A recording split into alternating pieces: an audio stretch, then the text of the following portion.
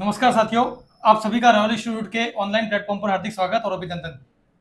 12th के साथ NEET और जेई दोनों का ही रिजल्ट बहुत शानदार रहा है और उसके बाद से एक बात मार्केट में लगातार चल रही है कि रॉयल में ऐसा क्या किया जा रहा है कि न सिर्फ 12th में बच्चा अच्छे परसेंटेज बना रहा है बल्कि 12th के साथ वो नीट और जेई में भी एक अच्छा स्कोर कर रहा है।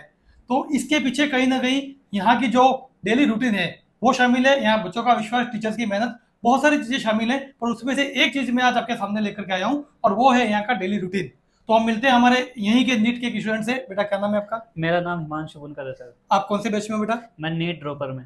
जी बिल्कुल, इस बार चूंकि लोगों की डिमांड थी कि आप 12th के साथ अच्छा रिजल्ट दे रहे हो तो आप नीट ड्रॉपर बैच भी चलाओ, तो हमने नीट का ड्रॉपर बैच चलाया है और उसमें पूरे राजस्थान से बच्चे हमारे पास आए। खुशी की बात है। बेटा आप कहाँ से हो प्रॉपर? मैं सीकर से हूँ सर प्रॉपर। अच्छा, तो आपने इससे पहले कहीं कोचिंग की थी या?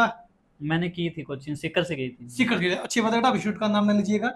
तो सीकर से आपने कोचिंग की और क्या स्कोर किया आपने? मैंने 357 नंबर स्कोर किए। 300 बहुत अच्छा स्कोर था, पर वो सफिशिएंट नहीं था कहीं ना कहीं एमबीबीएस करने के लिए। यस। तो आपने सोचा कि अब मैं कुछ परिवर्तन के साथ कहीं और जाऊं, तो आप रॉयल आए। तो यहाँ आपको कैसा फील हो रहा है? मेरे को यहाँ पे आके सर बहुत बढ़िया फील हो रहा है।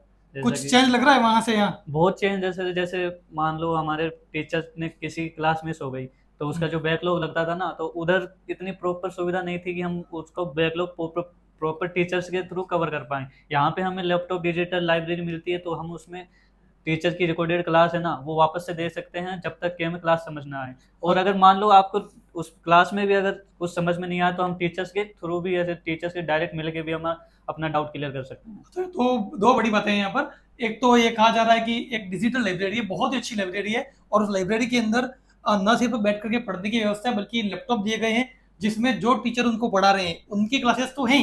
उसके अलावा अपने यहाँ पर केमिस्ट्री की 12 से 15 फैकल्टीज है, तो उन सब की भी उसी चैप्टर पर अलग अलग क्लासेस डाल रखी है। तो आपको समझ में आया तो उन्हीं टीचर का वापस 2 बार 4 बार देख लो। कोई और टॉपिक में दिक्कत है तो किसी और टीचर का देख लो। पहली फैसिलिटी ये है। दूसरी है कि यार डाउट सॉल्व करना हो या कुछ भी आपको इंक्वायरी करनी है तो सेम टीचर अवेलेबल है। जैसे केमिस्ट्री आपको खान सर विके सर ने पढ़ाई तो उसको वापस बातचीत करने के लिए वो अवेलेबल है, आपको डाउट में भी अवेलेबल है। बिल्कुल सर। अच्छा, डेली रूटीन क्या रहता है आपका? सर हम 5 बजे हमें वार्डन उठा देते हैं, फिर 5 बजे हम नहा के फ्रेश हो गए 6:30 बजे तक कोचिंग आ जाते हैं। कोचिंग में फिर हम ब्रेकफास्ट करते हैं, ब्रेकफास्ट करके ब्रेकफास्ट में दूध वगैरह जो भी होता है रूटीन से ब्रेकफास्ट भी अलग अलग देते हैं। और जैसे ही फिर हम क्लास में आते हैं तो हमारी 7 बजे से क्लास चालू हो जाती है। फिर 7 बजे से हम 10 बजे तक कंटिन्यू क्लास लेते हैं।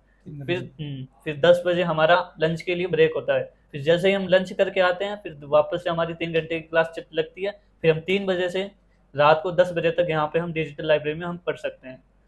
बहुत बढ़िया। तो 6-6 घंटे आपकी क्लासेस लगा रही है, आपको ज्यादा तो नहीं लग रही है? मतलब बहुत नॉर्मल है अभी तो। इससे ज्यादा भी अगर रॉयल इंस्टीट्यूट हमारे लिए कुछ करेगा तो हम करने के लिए ये तैयार आपने बड़ा हैं। अंतर देखा होगा कि बाकी जगह जहाँ भी आप पढ़े वहाँ केवल क्वेश्चंस पर ध्यान दिया जाता था। बिल्कुल सर। यहाँ थ्योरी भी पढ़ाई जा रही है, पूरी थ्योरी पढ़ाई जा रही है और वो एनसीईआरटी से पढ़ाई जा रही है। ये बहुत बड़ी बात है कि नहीं, कई कोचिंग होती है जो अपने मॉड्यूलों को, अपने नोट्सों को ज्यादा प्रेफर करती है, एनसीईआरटी को पीछे रख देती है। ऐसा नहीं कि मॉड्यूल नहीं दिए, मॉड्यूल भी दिए, डीपीपी भी मिल रही होगी रेगुलर, लेकिन पेपर अगर एनसीईआरटी से आएगा तो एनसीईआरटी पढ़ाएंगे ऐसे।